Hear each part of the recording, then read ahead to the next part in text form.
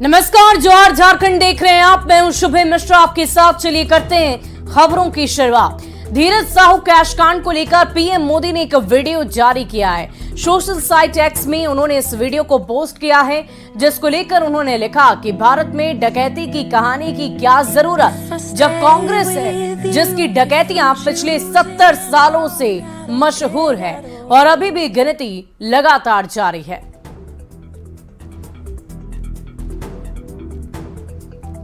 तो social site x पर PM Modi का ये पोस्ट, इस वीडियो को साझा करते हुए उन्होंने लिख दिया कि 70 साल से कांग्रेस की डकैतियां देश भर में मशहूर है।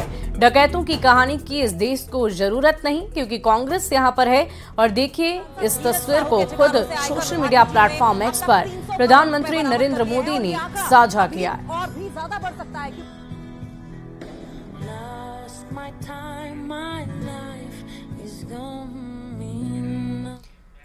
और राजधानी रांची से आपको बड़ी खबर बताएं, कांग्रेस सांसद धीरज साहू के आवास पर हलचल बढ़ गई है। आयकर विभाग की टीम जियो सर्विलांस सिस्टम की मदद से पूरे परिसर को खंगाल रही है, ताकि जमीन के अंदर भी कुछ छिपाया गया हो तो उसका सुराग मिल सके।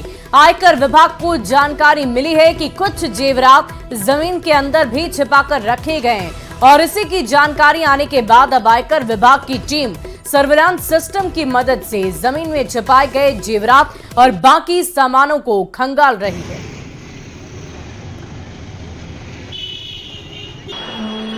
आयकर विभाग के द्वारा धीरज साहू राज्यसभा सांसद के आवास पर छापेमारी जो है वो लगातार 7वें दिन भी जारी है। देख सकते हैं जो गाड़ियों का काफिला है, जो आयकर अधिकारी हैं वो लगातार यहां पर पहुंच रहे हैं। बता दें कि इस दरमियान कई मशीनों का भी इस्तेमाल जो है वो आयकर विभाग के द्वारा किया जा रहा है ताकि यहाँ पर जो छुपे हुए राज हैं उसकी जानकारी जो है वो सामने आ पाए। बता दें कि जियो जो एक मशीन है जिससे मिट्टी के अंदर भी तमाम तरह की जानकारियाँ जो हैं वो ईडी के अधिकारियों को मिल सके, उसका इस्तेमाल किया जा रहा है, जिसे जियो सर्विलांस सिस्टम कहा जाता है, उसका इस्तेमाल किया जा रहा है। 2 मशीनों को यहाँ पर लाया गया जिसके ज़रिए पूरे परिसर की जो जांच है इस वक्त यहाँ पर की जा रही है। अब देखना होगा कि इस पूरी जांच के बाद क्या कुछ चीज़ें सामने आती हैं, लेकिन स्पष्ट तौर पर जिस तरह से ये जांच की प्रक्रिया है वो काफ़ी तेज़ हो चली है और लगातार अधिकारी जो है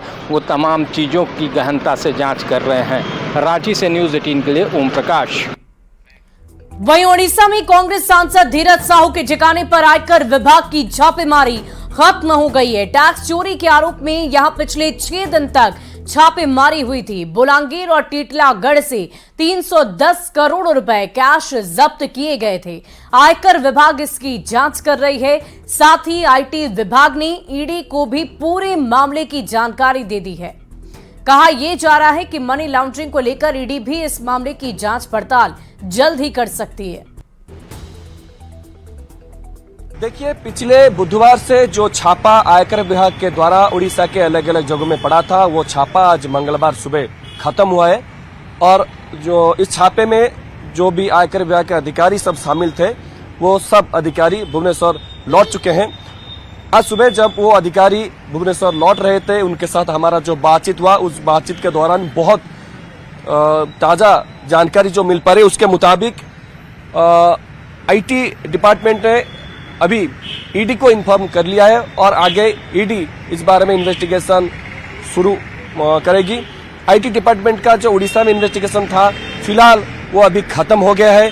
खत्म होने की बात खुद आईटी विभाग के आला अधिकारियों ने बताया है। इस इन्वेस्टिगेशन खत्म होने का जो टर्म हम यूज कर रहे हैं, इसका मतलब ये है कि और आगे कहीं फिलहाल नजदीकी कुछ दिनों में छापा पड़ने वाला नहीं है, क्योंकि छापे के दौरान जो भी सामान सब मिला है उसको सब खंगाला जा रहा है और वहां से सबूत को इकट्ठा किया जा रहा है। आगे बहुत से जो इंफॉर्मेशन आने वाली है, उसके मुताबिक जो अभियुक्त हैं उनको भुवनेश्वर ऑफिस बुलाया जाएगा, उनसे पूछताछ होगा।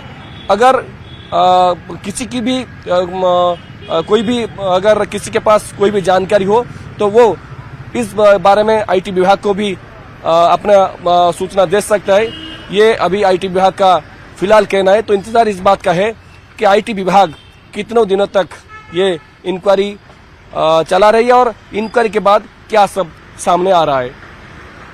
बलांगीर से कैमरा पर्सन आसिफ दास के साथ नवेश मोहम्मदी, न्यूज 18। वहीं जामताड़ा की कांग्रेस विधायक डॉक्टर इरफान अंसारी ने राज्यसभा सांसद धीरज साहू कैश कार्ड मामले में प्रतिक्रिया देते हुए उल्टा बीजेपी पर ही निशाना साधा है। इरफान अंसारी ने बीजेपी को कांग्रेस पार्टी को बदनाम न करने की नसीहत दी है।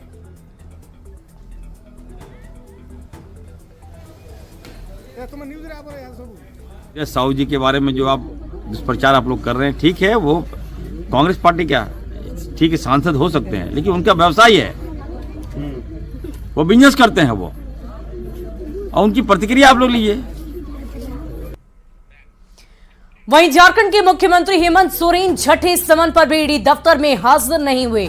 हालांकि मुख्यमंत्री का संदेश लेकर सीएमओ के कर्मचारी सूरज कुमार जरूर ईडी दफ्तर पहुंचे। वो ईडी के अफसरों को सील बंद लिफाफा सौंपकर वापस लौट गए।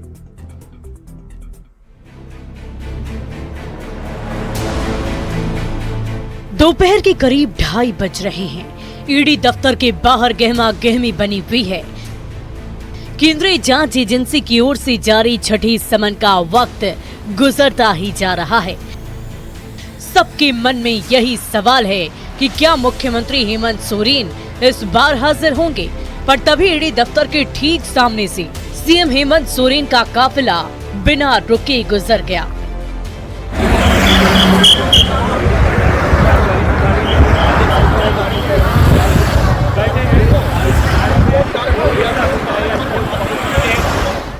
मुख्यमंत्री हेमंत सोरेन आज भी ईडी दफ्तर हाजिर नहीं हुए, यहां पर पेश नहीं हुए।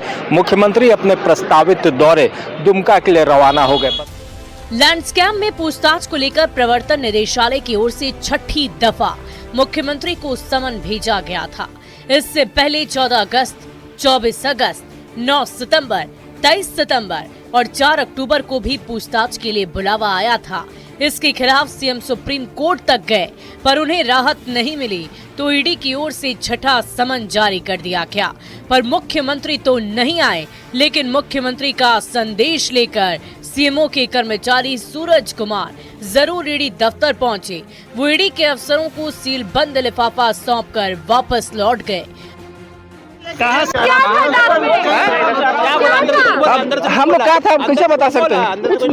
हम लोग अंदर का जाते, हम लोग जाके लेके चला। क्या था नहीं पता भैया। क्या सीएम आवास लेके आए? ऑफिस सीएम ऑफिस क्या चीज था? ये कैसे पता? अभी फिर जा रहे हैं डाक देने।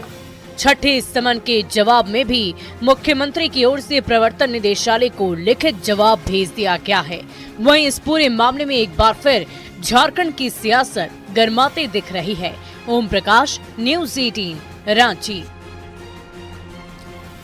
सीएम हेमंत सोरेन को जारी समन पर सियासत गरमाते ही जा रही है। बीजेपी और आजसू ने ईडी से कड़ी कार्रवाई की मांग की है, जबकि जेएमएम ने इसे सरकार को परेशान करने की साजिश करार दिया है। कानून का लगातार मखौल उड़ा रहे हैं। आज ईडी के छठे समन पर भी वो हाजिर नहीं हुए। ये बहुत ही गंभीर मामला है। प्रदेश के मुख्यमंत्री हैं, संविधान और कानून के प्रति आस्था की शपथ ली है, लेकिन वो उसका मजाक उड़ाते दिख रहे हैं। हमारी मांग है कि बहुत हो गया, पानी सर के ऊपर निकल गया है। अब ईडी को मुख्यमंत्री के खिलाफ अविलंब कठोरतम कार्रवाई करके नजीर पेश करनी चाहिए। और जिस तरीके से राज्य में संवैधानिक मशीनरी पूरे तरीके से कोलैप्स कर गई है, मुख्यमंत्री को कानून की कोई सुध नहीं है और कहते हैं ना, scent respect for law of the land, कानून कोई उनके लिए मायने ही नहीं रखता। ईडी को इसे ही देखते नहीं रहना चाहिए, आगे की कार्रवाई करनी चाहिए। इसको लेकर के आगे और क्या हो सकता है, एजेंसी समझे कि हम इसका जांच कैसे करें। अगर कोई भागता रहे तो जांच तो आखिर करना है।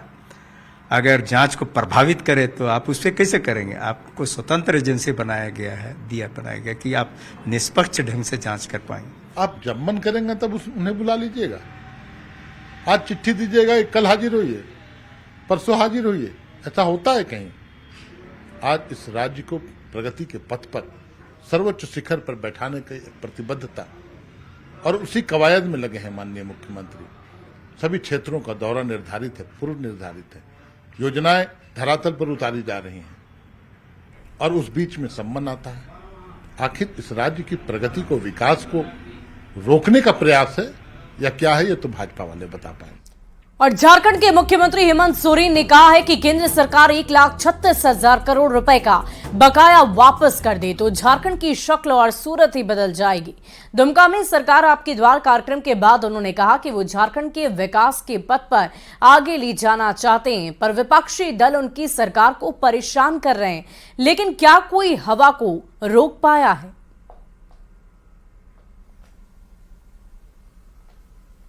क्या है भाई? तो वो सब चलता रहेगा और हम लोग भी चलते रहेंगे। 1,36,000 रुपए कम ये है। अगर वो आज मिलता तो इस राज्य का जो कलंक है, इस राज्य जो पिछड़ापन का जो एक मोहर लग गया है, वो उसी दिन मिट जाए। वहीं झारखंड के मुख्यमंत्री हेमंत सोरेन ने बीजेपी पर निशाना साधा है। दुमका में आपकी सरकार आपके द्वार कार्यक्रम को संबोधित करते हुए उन्होंने कह दिया कि विपक्षी दल झारखंड के विकास को बाधित करना चाहते हैं और इसीलिए बार बार उनकी सरकार को अस्थिर करने की कोशिश की जाती है। बीजेपी चाहती थी कि वो आज भी दुमका न आए, पर उन्हें झारखंड और झारखंड वासियों के फक्र है। वो किसी भी कीमत पर झारखंड पर आंच नहीं आने देंगे। हमारे विपक्ष लगातार कुछ ना कुछ षड्यंत्र रचकर हमारा ध्यान भटकाने का प्रयास करते हैं। बहुत लोगों को आज इस उम्मीद में भी था कि शायद आज मुख्यमंत्री इस कार्यक्रम में नहीं पहुंचेगा, लेकिन चिंता मत करो, जब तक हेमंत सोरेन जिंदा है और झारखंड मुक्ति मोर्चा जिंदा है, इस राज्य पर बुरी नजर डालने वालों को हम लोग कभी नहीं बर्दाश्त करेंगे। इस वीर भूमि को बदनाम करने वाले लोगों को कभी बर्दाश्त नहीं करेंगे। बड़ी चतुराई से हमारे ही कुछ लोग, हमारे ही जात परिस का लोग, उन लोगों का एक दलाल बनकर के, एजेंट बनकर के हमारे योजनाओं को उनको दिखाई नहीं देता और पूरा भ्रम फैलाने में लगा है कि सरकार कुछ नहीं कर रही। हम सुनना चाहते हैं मंच से और इस आए हुए भीड़ से, क्या सरकार की योजनाएं, क्या बूढ़े बुजुर्गों को पेंशन मिलता है कि नहीं मिलता है? और गढ़वा में आपकी योजना आपकी सरकार कार्यक्रम का शिविर लगा। इस मौके पर पेयजल मंत्री मिथिलेश ठाकुर ने लाभुकों के बीच परिसंपत्ति का वितरण किया है। साथ ही साथ कई योजनाओं का लाभ देते हुए ऑन द स्पॉट समस्याओं का समाधान करने की बात कही है।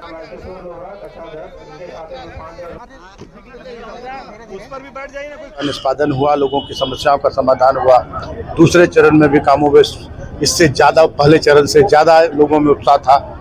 और तीसरा चरण तो खैर ऐतिहासिक, आप देख रहे होंगे एक उत्सव का माहौल है, एक त्योहार के रूप में लोग मना रहे हैं इस आपकी योजना, आपकी सरकार आपके द्वार कार्यक्रम को, और ऑन द स्पॉट लोगों की समस्याओं का निदान हो रहा है। वहीं धनबाद के शूटर अमन सिंह हत्याकांड में 2 और आरोपी विकास बजरंगी और सतीश राव उर्फ गांधी को कड़ी सुरक्षा के बीच कोर्ट में पेश किया गया। इस दौरान कोर्ट ने दोनों को पुलिस रिमांड पर मंजूरी मिल गई है और इससे पहले इस मामले में गिरफ्तार रितेश यादव उर्फ सुंदर महतो को पुलिस ने रिमांड पर लिया था, जिसमें पूछताछ के दौरान रितेश यादव ने विकास बजरंगी और सतीश राव नामक 2 मददगारों का नाम लिया था। इसके बाद धनबाद पुलिस ने दोनों को गिरफ्तार कर कोर्ट में पेश किया है। और बढ़ते अगली खबर की ओर, धनबाद के शूटर अमन सिंह हत्याकांड की जांच पड़ताल अब काफी तेज हो गई है। मुख्य आरोपी सुंदर महतो उर्फ रितेश यादव के बयान पर उसके मददगार के रूप में विकास बजरंगी और सतीश राव उर्फ गांधी को दबोच लिया गया। पूछताछ में रितेश यादव ने बताया कि उसे जेलर की हत्या करने के लिए कहा गया था, पर ज्यादा खतरा देखते हुए उसने अपना मन बदल लिया। वहीं इस मामले में जेल आईजी उमाशंकर सिंह और सीआईडी के आईजी असीम विक्रांत मिंज के रिपोर्ट पर धनबाद जेल के सुपरिटेंडेंट मेंसन बरवा को सस्पेंड कर दिया गया। इससे पहले इस मामले में जेलर और 5 कारापाल भी सस्पेंड हो चुके हैं। और अधिक जानकारी दे रहे हैं न्यूज 18 संवाददाता संजय गुप्ता। धनबाद जेल में बंद शूटर अमन सिंह की हत्या गोली मारकर 3 दिसंबर को कर दी गई थी।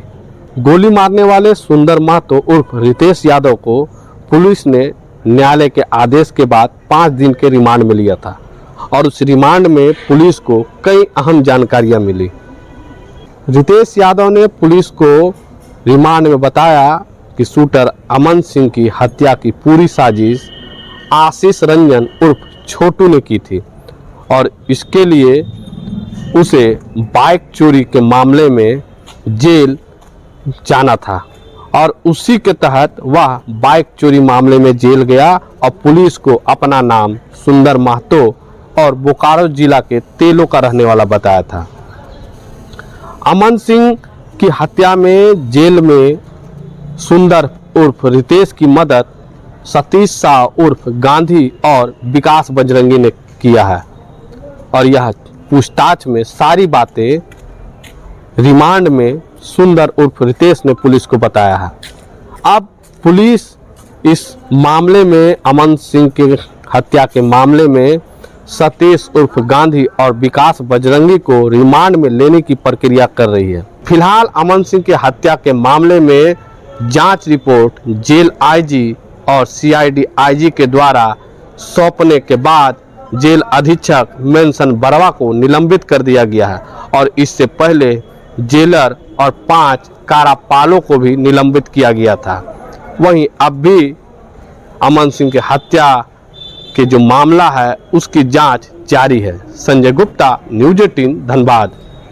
और चलिए बढ़ते अगली खबर की ओर। पश्चिमी सिंहभूम के रायगढ़ में भाकपा माओवादियों ने पुलिस मुखबिरी के शक में पूर्व उप प्रमुख कमल पूर्ति की हत्या कर दी। घटनास्थल पर नक्सली पोस्टर भी छोड़ा गया है जिसमें पूर्व उप प्रमुख को पुलिस मुखबिरी बताते हुए मौत की सजा देने की बात लिखी गई है। जहां उनकी हत्या हुई वो उनके पैतृक गांव से महज आधा किलोमीटर दूर है। यह हत्याकांड की घटना कल हुई थी, पर घटनास्थल सुदूर नक्सल प्रभावित इलाका है और इसीलिए पुलिस को सूचना मिलने में देरी हुई। घटना के दूसरे दिन गुजड़ी और सोनवा पुलिस ने घटनास्थल से शव बरामद कर पोस्टमार्टम के लिए चक्रधरपुर अनुमंडल अस्पताल भेज दिया। इस पूरे मामले में गुजड़ी थाने में 12 से 13 माओवादियों पर एफआईआर दर्ज की गई है। मृतक कमल पूर्ति का भी आपराधिक इतिहास रहा है और वो पीएलएफआई के भी संपर्क में रहा है।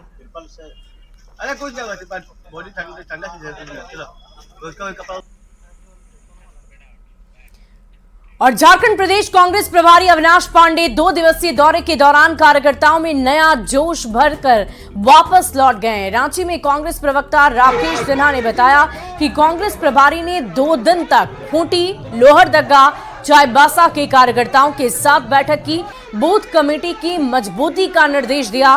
साथ ही साथ हर जिले और लोकसभा क्षेत्र में वॉर रूम बनाने का भी टास्क दिया है।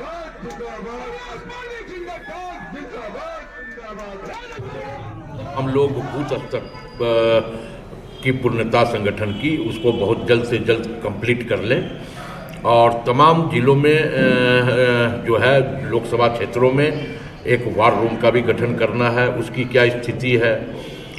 फिर कमेटी की पूर्णता बूथ स्तर पर उसकी क्या स्थिति है। मंडल कमेटी अगर पूर्ण नहीं है तो अविलंब उनको पूर्ण किया जाए ताकि पूरी तरह हम 2024 के चुनाव में मजबूती के साथ खड़े रहें। और चलिए अब बढ़ते अगली खबर की ओर। पूर्व मंत्री एनोस सिक्का ने केंद्र और राज्य सरकार पर निशाना साधा है। सिमडेगा में एक कार्यक्रम के दौरान उन्होंने दोनों सरकारों को आड़े हाथों लिया और कहा कि झारखंड की जनता दोनों सरकार की करतूत जान गई है। अगले चुनाव में दोनों सरकार का जाना तय है। लड़ेंगे हम लोग, लोकसभा लड़ेंगे नहीं, पूरा लड़ रहे हैं हम लोग। पूरा लोहरदगा लड़ेंगे, खूंटी लड़ेंगे, चाईबासा लड़ेंगे, रांची लड़ेंगे, जितना है हम लोग सभी जगह से हम लोग निर्णय कर लिए हैं कि लड़ेंगे। और विधानसभा तो पूरे, और इस पर यहाँ की राष्ट्रीय पार्टी को सबक सिखाने का काम यहाँ की जनता करेगी और झारखंड पार्टी को समर्थन काम करने करेगी। कमी सरकार है, चारों तरफ लूट और खसोट का राजनीति चल रहा है। एक तरफ हैं भारतीय जनता पार्टी के लोग जो धर्म के नाम पर गांव-गांव घूम रहे हैं, और दूसरे तरफ है लूट और भ्रष्टाचार का नायक हम लोग का वर्तमान सरकार। दोनों विधायक की चेहरा पूरी तरह उजागर हो चुका है, इनका चरित्र लोगों के सामने आ चुका है। और फिलहाल इस बुलेटिन में अभी के लिए बस इतना ही, लेकिन न्यूज़ 18 बिहार झारखंड पर खबरों का सिलसिला लगातार जारी है।